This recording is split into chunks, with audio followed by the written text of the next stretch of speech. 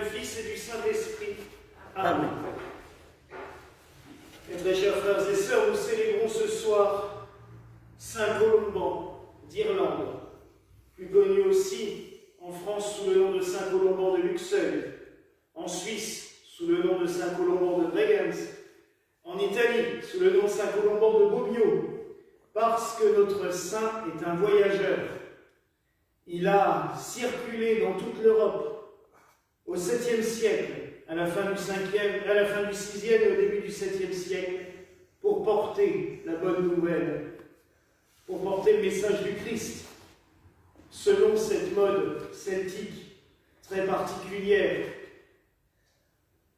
Déjà, tout petit, il était prédestiné puisque sa mère l'avait vu en songe avec un soleil radiant sortant de sa poitrine. Plus tard, il a été mis à l'école monastique de Bangor, qui était le plus grand monastère irlandais à l'époque, qui a semé des centaines et des centaines de moines un peu partout en Europe. Il est devenu moine, prêtre, maître des novices, on va dire l'équivalent actuel de maître des novices, c'est-à-dire qu'il apprenait aux jeunes qui rentraient dans le monastère comment être un bon moine. Sa soif d'évangélisation l'a poussé, selon cette coutume celtique, à prendre avec lui 12 disciples. Et il est parti, il a pris un bateau. Ces bateaux faits en peau de vache tannée, en cuir, qu'on appelait les coracles.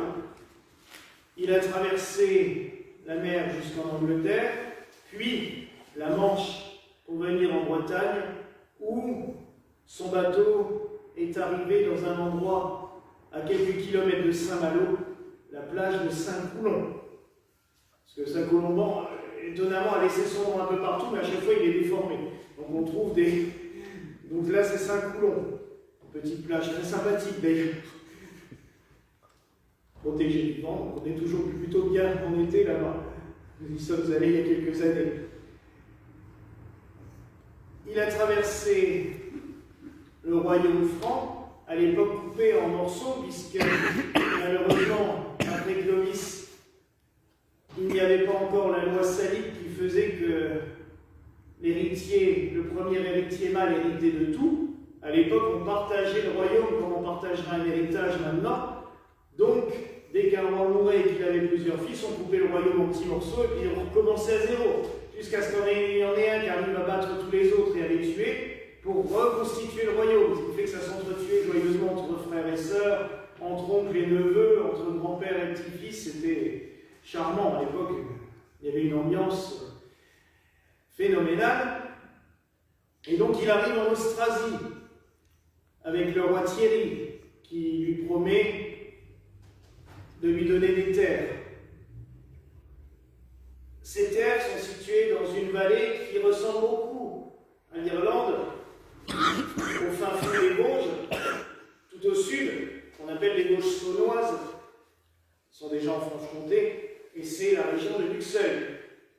Il va d'abord installer un monastère à Anglais, qui est une très jolie petite vallée.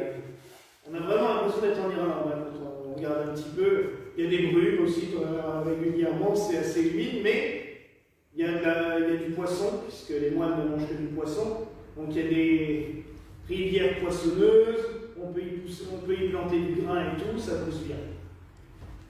Il s'installe là, très vite, il va faire beaucoup de vocations.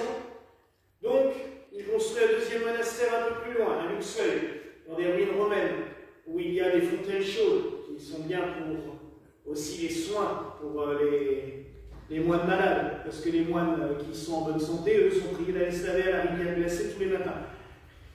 Ça fait partie de la règle monastique. Aller se plonger dans la rivière glacée tous les matins, ça réveille. Ils n'ont pas le choix, ils sont obligés de se raser, parce que la règle...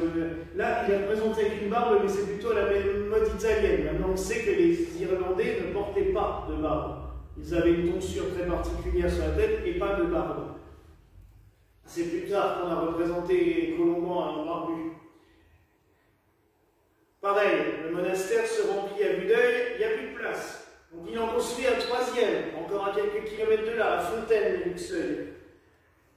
Et là, à un moment donné, c'est plein, tout est plein. Colomban a instauré une règle très simple, parce que les règles monastiques celtiques n'étaient pas écrites. C'était oral, c'était un esprit. Et la règle de Saint Colomban nous dit tout simplement, parce que son successeur a quand même noté quelques brimes, amour et pauvreté étant vie et esprit. C'est-à-dire qu'il faut aimer par-dessus tout, vivre dans la pauvreté, non seulement financière, mais surtout de cœur et d'esprit, ne pas chercher de complications quoi que ce soit. Et je dirais tout le reste de la règle monastique, c'est faire confiance à son abbé. Je vous rappelle que le mot abbé, ça vient de Abba, père. C'est le père du monastère et on lui fait une confiance absolue en tout.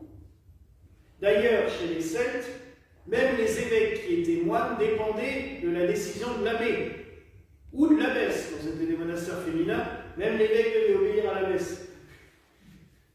Et oui, c'était très codifié parce que l'abbé était le père. Et c'est d'ailleurs pour ça que dans notre église gallicane, comme nous suivons les coutumes celtiques, que nous avons un évêque et un abbé, qui va devenir évêque auxiliaire aussi, mais c'est quand même son titre d'abbé qui passera avant tout, puisqu'il est le père des religieux et des religieuses, et l'évêque, il est là pour la juridiction, on va dire, mais ça fonctionne en binôme. Colomban va insister sur cet esprit de pauvreté, sur cet esprit d'amour fraternel. Et tout le reste, il le codifie au jour le jour. Quand les moines viennent lui soumettre un problème, il prend la décision. C'est un conseiller apprécié, aimé. Les seigneurs, les rois se tournent souvent vers lui, même des évêques. Le roi Thierry s'intéresse beaucoup à ce que fait Colomban. Le problème, c'est qu'il a une grand-mère terrifiante, Brune Haute, qui est connue dans nos livres d'histoire, on l'étudie, la reine Brune Haute, c'est vraiment pas aimable. Et elle a poussé quand même ses propres petits-enfants à s'entretuer pour être sûre de garder, elle, le pouvoir sur Thierry. Et elle pousse son fils parce qu'elle ne veut absolument pas qu'il se marie. Donc elle pousse son fils dans la débauche, son petit-fils. Elle lui amène régulièrement des nouvelles compagnes pour que surtout il n'épouse pas quelqu'un qui ne fasse pas d'héritier, qu'elle soit la seule à garder le pouvoir. Et Colomban se rend un jour au palais et il se rend compte de tout cela et il part dans une colère monstrueuse et la reine en prend plein la tête pour pas un sou. Mais elle n'aime pas. Donc elle décrète que les monastères pourront fonctionner, mais que Colomban et les 12 Irlandais qui sont venus avec elle, lui, doivent être réexpédiés manu militari en Irlande. Son armée les emmène en Bretagne, du côté de Nantes. On les charge sur un bateau, le bateau part. Le lendemain matin, tout le monde se réveille sur le bateau a échoué là où il est parti. Et comme ça, 5 jours de suite. Le bateau part, le lendemain matin, il est de nouveau à destination. Les marins en ont marre, ils se disent de toute façon les soldats sont partis, allez, sortez du bateau, que nous on puisse aller faire ce qu'on a à faire. Et il les relâche. Colomban revient dans la région, mais passe par le nord. Et il passe à Metz, voir le roi du coin, j'ai oublié son nom, je suis désolé, ils ont changé tellement souvent et tellement vite à l'époque que j'ai plus en tête. Il passe à Strasbourg, où il visite l'église Sainte-Aurélie, parce qu'on a la trace qui emmène des reliques de Sainte-Aurélie qui est enterrée dans la crypte de l'église. Malheureusement, depuis que l'église est protestante, on a perdu le tombeau. Elle doit toujours être enterrée dans le sous-sol, donc on ne sait pas où, mais le tombeau a disparu. Mais il emmène donc des reliques de Sainte-Aurélie de Strasbourg. Il visite l'église Saint-Pierre-le-Vieux, dont la crypte existe toujours sur le côté droit quand on regarde le cœur. Il descend le Rhin en bateau jusqu'à Tingen. À Strasbourg, il a laissé un disciple qui s'appelle Léobard. Et Saint Léobard sera le fondateur de l'abbaye de Marmoutier, côté de Saverne. Voilà. Donc, il a laissé son empreinte. D'ailleurs, des monastères celtiques, il n'y aura que 100 Alsace. Il va à Tingen et il part vers Bregenz, au bord du lac de Constance, où ils font une grande prédication. Mais là, il y a un de ses disciples, Saint Gall, qui se fait un peu remarquer par sa véhémence. Ils font une prédication magnifique et tout le monde est prêt à se convertir. Et Saint Gall est un petit peu nerveux et il se dit, bon, bah, si déjà ils se convertissent tous, leurs idoles, je vais tout de suite les foutre à l'eau. Ça ne sert à rien d'attendre qu'ils le fassent. Donc il va dans le temple et il prend toutes leurs statues, il va les jeter dans le lac. Ce qui fait que les habitants ne veulent plus se convertir du tout, ils n'ont qu'une envie, c'est de mettre les moines dans le lac. Donc on part en vitesse. Mine de rien, ils vont quand même se convertir par la suite. Et maintenant, il y a une grande église dédiée à Saint-Colomban à Bregenz et à Saint-Gall. Il traverse de l'autre côté du lac. Et là, Saint-Gall tombe malade. Il a une fièvre épouvantable. Il va voir son maître Colomban et lui dit « Je ne peux plus vous suivre, je vais rester là, je suis malade. » Et Colomban a un accès un petit peu de colère. On ne sait toujours pas exactement pourquoi. Il lui dit, si tu n'es pas capable de me suivre, t'as qu'à rester ici, mais je t'interdis de célébrer la messe. Ah. Gall reste. Je ne vais pas vous raconter la vie de Saint-Gall, il faudra donner fin à 16 octobre pour c'est sa fête. Et le petit troupeau repart. Et ils arrivent en Italie, où le roi de Lombardie leur donne une terre à Bobbio, à quelques kilomètres de Milan. Et il s'installe là et il recrée un monastère. Et c'est là que Saint Colomban finira ses jours le 23 novembre 615. On a tous ces détails, pourquoi?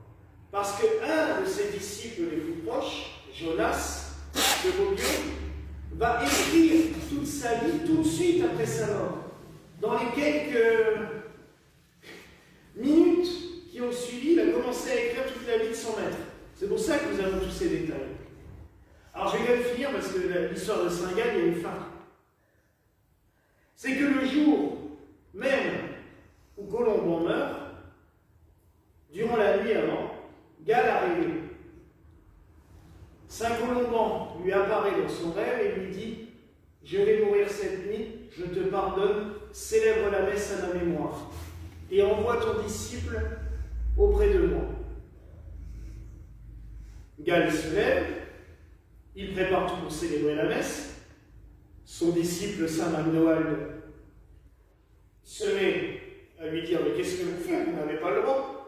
Si mon maître m'est apparu cette nuit, il m'a pardonné, je peux célébrer la messe, mais toi, pars à Bobbio le rejoindre. » Magnoald part, il va à Bobbio, et quand il arrive là-bas, on lui dit « Nous sommes au courant de ta venue, notre maître nous l'a dit avant de mourir, tiens, prends son bâton, c'est le signe du pardon à Gall et apporte-lui. » Et donc Magnoald va ramener le bâton de Saint Colomban à Saint Gall en signe de pardon, et plus tard, quand Gall mourra, Saint Magnoald va emmener le bâton avec lui, et là où il est enterré en Bavière, à Saint-Magne, parce que Magnoald ça veut dire Magnus aussi, ou Magne, à Saint-Magne en Bavière, il y a une église, et dans une grande croix en cristal au-dessus du maître-autel, il y a le bâton de Saint Colomban, qui est conservé depuis ce jour-là. C'est une très belle légende et c'est très beau. Et ça explique aussi pourquoi je m'appelle Magnoald dans mon nom colombanien, puisque mon maître c'était Saint Gall. Enfin, il n'est pas canonisé, mais c'était Père Gall. Voilà, c'est pour ça que j'avais choisi ce prénom. Parce que Saint Colomban, dans l'église gallicane, nous le vénérons particulièrement. Car en 1955, le patriarche Monseigneur Irénée Lichval, qui était patriarche des Gallicans, a rencontré un homme prodigieux qui vivait en ermite dans une forêt de Bretagne, Saint Tugdual. Tugdual était très attiré par l'histoire de l'Église celtique et les traditions celtes. Et Monseigneur Deschmann a traduit la règle de Saint Colomban, qui était écrite qu'en latin, on n'avait pas de traduction française, il l'a traduit en français pour la donner à Monseigneur Tugdual, en lui donnant mission de restaurer l'ordre de Saint Colomban et la façon de prier selon les moines de Saint Colomban. Monseigneur Tugdual l'a fait, puis il l'a transmis à ses successeurs, Monseigneur Itude et Monseigneur Gall. Et Monseigneur Gall, c'était mon père spirituel. J'ai eu la chance de le côtoyer pendant les 12 dernières années de sa vie, et il m'a transmis l'ordre de Saint Colomban, ce qui fait que 80% de nos prêtres et religieux et religieuses dans l'Église gallicane sont religieux colombaniens, c'est-à-dire que nous vivons notre vie spirituelle selon les coutumes de Saint Colomban. Et depuis 2019, le Père Glenn est Père Abbé de l'ordre de Saint Colomban, puisque je lui ai transmis ma charge. Voilà pourquoi nous prions tout particulièrement Saint Colomban ce soir. Enfin, quand je vous ai dit qu'il a arpenté toute l'Europe, c'est même encore plus grand que ça, parce qu'il y a tous les monastères que Saint Colomban a fondés, mais ses disciples n'ont pas arrêté de les semer et de fonder partout.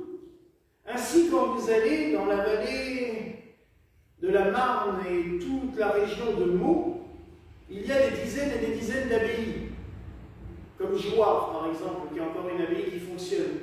Toutes ces abbayes ont été fondées par des moines de Luxeuil, qui ont quitté Luxeuil pour aller fonder des nouveaux monastères. Vous avez, pas loin d'ici, dans les Vosges, Remiremont, qui était un monastère gigantesque. Toute la colline était couverte de maisons, de chapelles, tellement le monastère était grand. Puis plus tard, ils se sont installés dans la vallée, où ils ont construit cette magnifique abbatiale, qui est quand même, je pense, l'abbatiale qui contient le plus de saints au monde, puisque dans le maître-autel de l'abbatiale de Remiremont, il y a 12 corps de saints conservés. Tous les grands saints de Remiremont, les saints fondateurs de Remiremont sont conservés dans le maître-autel. On voit toutes les chasses posées. En Alsace, on a Marmoutier, mais on avait aussi le Mont Sainte-Odile. Sainte-Odile, quand elle a installé son monastère, elle lui a donné la règle de Saint Colomban. Maintenant, on en a les preuves. Et les moines qui sont venus là pour apprendre aux sœurs comment devenir des bons religieux et des bonnes religieuses, venaient de ces monastères issus de Saint Colomban. Tous les monastères d'Europe, jusqu'à ce que, alors que Saint-Benoît existait déjà, mais pendant longtemps, la règle de Saint-Benoît est restée coincée en Italie. Tous les monastères occidentaux non italiens avaient la règle de Saint Colomban. Jusqu'à ce que Charlemagne décide de réunir les deux règles ensemble et de privilégier la règle de Saint-Benoît, parce que ça arrangeait ses affaires avec le pape. À l'époque, faire la paix avec le pape lui permettait d'être couronné empereur. Donc, il y voyait plus son avantage qu'autre chose. Mais pour vous dire à quel point le monachisme celtique et le monachisme colombanien ont marqué l'Europe entière, avec ses coutumes, avec ses traditions. Donc ce soir, parce que je vais abréger, parce que sinon je vais me faire... je suis passionné de Saint Colomban depuis des années, donc c'est vrai qu'il fait partie de mes saints favoris. Mais je vous dirais tout simplement que oui, ce que vous pouvez garder de Saint Colomban ce soir dans votre esprit, c'est le frontispice de sa règle. Amour et pauvreté est en vie et esprit. Mes frères et sœurs, dans notre vie chrétienne, je pense que c'est les deux plus grandes choses que nous devons conserver et garder. L'amour pour tous les autres, pour tous les êtres vivants, pas que les humains. L'amour pour Dieu, l'amour de nous-mêmes aussi. Parce que quand on ne s'aime pas, je vous l'ai déjà dit, on ne peut pas aimer les autres. La pauvreté. La plupart d'entre nous, la pauvreté financière, on n'a pas trop de soucis là-dessus. La vie se charge de nous la faire vivre tranquillement et joyeusement. Mais la pauvreté d'esprit, ça ne veut pas dire non plus être un imbécile. Quand on dit heureux les pauvres d'esprit, ça ne veut pas dire heureux les imbéciles. Ça veut dire tout simplement heureux ceux qui ne se cassent pas la tête, qui ne passent pas leur temps à se triturer l'esprit, qui ne font rien par calcul. Trop de gens aiment ou font des choses en se disant « Qu'est-ce que ça peut me rapporter? Si je fais ça, ça me rapporte quoi ?» Non. Si je fais ça, est-ce que Dieu sera content ou pas? C'est ça, c'est intéressant. Mais faire quelque chose en se disant « Ça va me rapporter ça », c'est pas bon. C'est ça aussi la pauvreté d'esprit, c'est de faire les choses simplement, sans se prendre le chou du matin au soir en se disant « Mais à quoi ça sert? Pourquoi je fais? Qu'est-ce que je fais ?» Non. Laissons-nous vivre avec Dieu, par Dieu. Laissons Dieu gérer les choses. Et c'était cela aussi que Saint Colomban voulait dans les monastères, c'était laisser faire Dieu. Il arrange toujours les choses d'une manière ou d'une autre. Et si vous n'y arrivez pas, votre Père Abbé vous donnera de la part de Dieu ce qu'il faut faire, et puis c'est tout. Donc mes frères et sœurs, vivons dans cet esprit laissé par Saint Colomban. Amour et pauvreté, étant vie et esprit. Voilà la grâce que je vous souhaite au nom du Père, du Fils et du Saint-Esprit. Amen.